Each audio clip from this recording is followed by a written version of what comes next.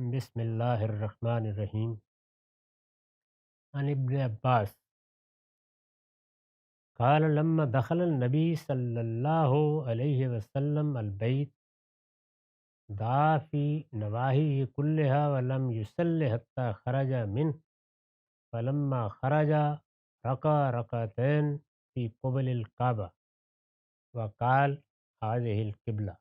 یہ بخاری کی روایت ہے، یہاں اس کا رقم 679 ہے۔ ابن عباس بیان کرتے ہیں کہ رسول اللہ صلی اللہ علیہ وسلم جب بیت اللہ میں داخل ہوئے،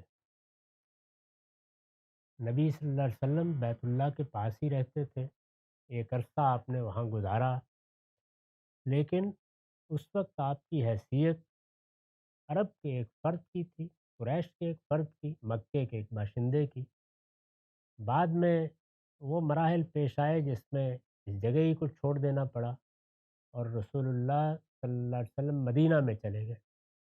وہاں ایک لمبے عرصے تک بیت اللہ کے ساتھ کوئی تعلق قریش نے پیدا نہیں کرنے دیا، عمرے کے لیے بھی نہیں جا سکے، حج کے لیے بھی نہیں جا سکے۔ چنانچہ جب آپ تشریف لے گئے تو جو لوگ مسلمان ہوئے تھے وہ آپ کے ساتھ تھے، صحابہ کرام کی بڑی تعداد نے آپ کے ساتھ عمرے بھی کیے اور پھر آخری حج بھی کیا۔ تو جب آپ بیت اللہ میں داخل ہوئے تو ہر شخص کی یہ خواہش تھی کہ وہ یہ دیکھے یا یہ جانے کہ آپ نے اندر داخل ہو کر کیا کیا۔ یعنی ایک تو یہ ہے کہ بیت اللہ میں ہم جاتے ہیں، طواف کرتے ہیں، سعی کرتے ہیں، وہاں اللہ تعالیٰ کی کوئی اور عبادت کرتے ہیں۔ ایک یہ ہے کہ جو گھر بنایا گیا ہے، میں عرض کر چکا ہوں کہ وہ مسجد ہے، یعنی اس کا نام اللہ تعالیٰ نے جگہ جگہ قرآن میں بتایا ہے، وہ المسجد الحرام ہے، حرمت والی مسجد، اور یہ بھی بتا دیا ہے کہ وہ پہلی مسجد ہے جو اس زمین پر اللہ تعالیٰ کے حکم کے مطابق بنائی گئی۔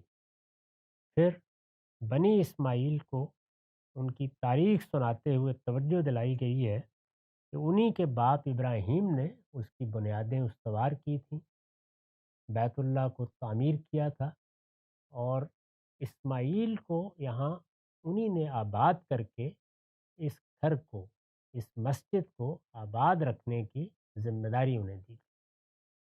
رسالت مآب صلی اللہ علیہ وسلم جب اس میں داخل ہوئے تو یہ بیان کرتے ہیں کہ آپ نے اس کے سب اطراف میں دعا کی، یعنی کبھی یہاں کھڑے ہو کر، کبھی وہاں کھڑے ہو کر، لیکن کوئی نماز نہیں پڑھی یہاں تک کہ آپ باہر آ گئے۔ جب آپ باہر آئے تو آپ نے کعبے کی طرف منہ کر کے 2 رکعتیں پڑھیں اور فرمایا کہ یہ تمہارا قبلہ ہے، یعنی اب ہمیشہ کے لیے یہی بیت اللہ الحرام ہی قبلہ رہے گا۔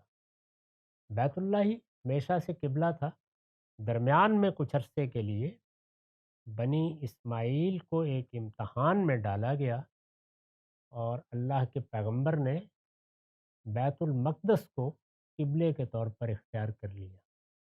قرآن مجید میں اس کا ذکر ہے، چنانچہ فرمایا ہے کہ وہ اللہ کے حکم سے ہوا، اور اس کی وجہ بھی بیان کی گئی ہے کہ ہم یہ دیکھنا چاہتے تھے کہ کون لوگ قبلے کی بحث میں پڑھ کے الٹے قدموں پر لوٹ جاتے ہیں اور کون ہیں جو پیغمبر کی اطاعت کرتے ہیں۔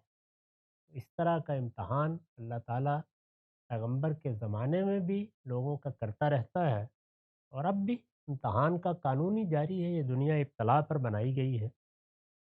رسالت مآب صلی اللہ علیہ وسلم نے اس موقع پر نہ صرف یہ کہ اس بات کا اعلان کیا کہ یہ اب ہمیشہ کے لیے تمہارا قبلہ ہے، یہی بات قرآن مجید بتا چکا ہے۔ قرآن مجید کی سورہ بقرہ میں یہ کہہ دیا گیا تھا کہ ہم نے اسی مسجد کو قبلے کی حیثیت سے بحال کر دیا ہے، اب تم یہاں ہو، باہر ہو، سفر میں ہو، حضر میں ہو، جہاں بھی ہو، جب ہماری بارگاہ میں آنا چاہو تو اسی بیت اللہ کی طرف رخ کر کے نماز پڑھو۔ تو یہ تو خیر وہ بات ہے جو بالکل عام ہے، جو قرآن میں بھی بیان ہوئی ہے، جس سے ہر مسلمان واقف ہے۔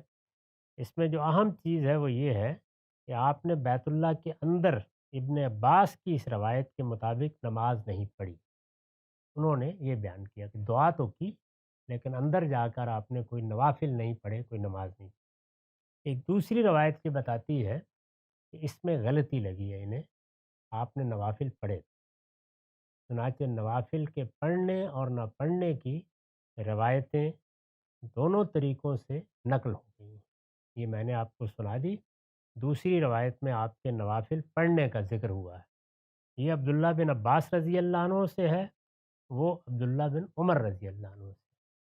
وہ بیان کرتے ہیں وان عبداللہ ابن عمر رضی اللہ عنہما ان رسول اللہ صلی اللہ علیہ وسلم دخل الکعبہ ہوا و اسامت ابن زید و عثمان ابن طلحۃ الحجبی و بلال ابن ربا فاغلقها علیہ۔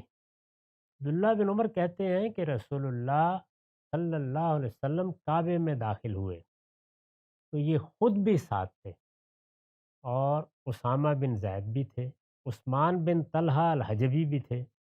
یہ عثمان وہی ہیں جن کو رسالت مآب نے کعبے کی چابی دی ہے، انہی کے پاس، وہ اس سے پہلے بھی تھی، انہی کو دے دی گئی، اور اب بھی انہی کے خاندان کے پاس، یہی آ کر کھولتے ہیں۔ اور بلال بن ربا بھی تھے۔ تو جیسے ہی رسول اللہ صلی اللہ علیہ وسلم داخل ہوئے تو انہوں نے دروازے کو بند کر دیا، یعنی جو کعبے کا دروازہ ہے جس سے داخل ہو کر آپ کعبے میں جاتے ہیں اس کو بند کر دیا۔ رسول اللہ صلی اللہ علیہ وسلم کچھ دیر اندر رہے، تو یہ کہتے ہیں کہ میں نے بلال سے، جب وہ نکلا تو میں نے پوچھا کہ ماذا صنع رسول اللہ، رسول اللہ نے وہاں کیا کیا؟ یعنی عبداللہ بن عمر نے ان سے پوچھا کہ معاف کیجیے گا، تو یہ کہتے ہیں کہ میں نے یہ پوچھا ان سے کہ رسول اللہ صلی اللہ علیہ وسلم نے اندر جا کر کیا کیا؟ فقال، تو بلال نے یہ بتایا کہ جالا عمودن ان یسارے ہی و عمودین ان یمین ہی و ثلاثت عامدہ وراہ، انہوں نے پوری تصویر بیان کی کہ میں تمہیں بتاتا ہوں کہ آپ کہاں کھڑے ہوئے تھے۔ کعبے کے اندر 6 ستون ہیں، تو انہوں نے یہ بتایا کہ ایک ستون کو آپ نے اپنے بائیں رکھا، 2 ستونوں کو دائیں رکھا، اور 3 ستون آپ کے پیچھے آ گئے۔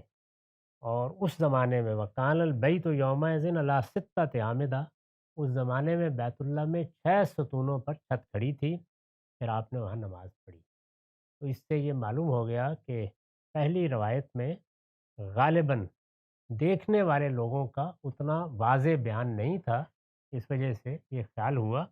یہاں پر وہ لوگ بیان کر رہے ہیں جو ساتھ ہیں، جنہوں نے دیکھا ہے، اور وہ یہ بتا رہے ہیں کہ جا کر رسول اللہ صلی اللہ علیہ وسلم نے کیا کیا، تو آپ نے دعا بھی کی ہوگی جس کو وہاں بیان کیا گیا ہے، اور اس طریقے سے آپ نے نماز بھی پڑھی۔ اس سے یہ معلوم ہو گیا کہ جس طریقے سے کعبے کے باہر ہم نماز پڑھتے ہیں، اصلاً وہ مسجد ہے، اس کے اندر بھی اسی طرح نماز پڑھی جا سکتی ہے۔ اندر ظاہر ہے کہ جس طرف چاہے آپ رخ کر لیں، اور باہر بھی جب آپ وہاں کھڑے ہوتے ہیں تو یہی صورت ہوتی ہے، دائیں سے نماز پڑھیں، بائیں سے نماز پڑھیں۔ باقی دنیا میں اپنے اپنے لحاظ سے اس کی جانب رخ کیا جاتا ہے، اس لیے کہ اسی کو ہمارا قبلہ بنا دیا گیا۔